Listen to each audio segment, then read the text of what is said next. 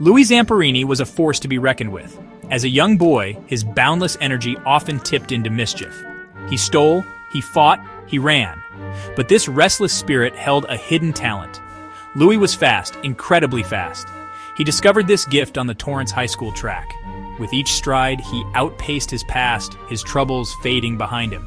Louie's talent blossomed. He broke records, becoming a national sensation. His sights were set on the 1936 Berlin Olympics.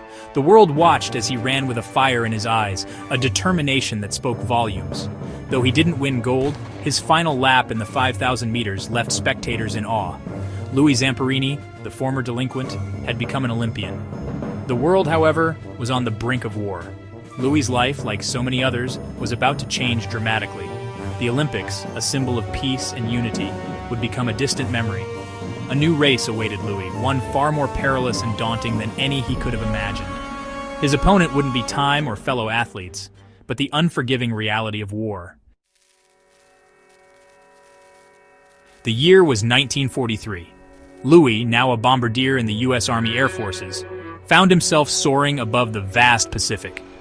Gone were the cheers of the crowds, replaced by the deafening roar of engines and the ever-present threat of enemy fire. During a routine search mission, disaster struck. His plane, the Green Hornet, crippled and failing, plummeted into the unforgiving ocean. Miraculously, Louie survived the crash. He clung to a life raft, adrift in the vast expanse of the Pacific. The days blurred into weeks. The sun beat down relentlessly. Hunger gnawed at his insides. Sharks circled menacingly. Yet, Louie's spirit, much like his body, refused to yield. He fought to survive, fueled by a flicker of hope and an indomitable will. For 47 harrowing days, Louie and two fellow survivors battled the elements and the despair that threatened to consume them.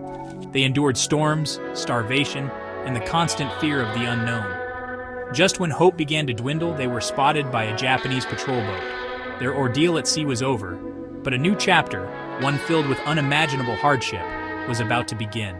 They were now prisoners of war.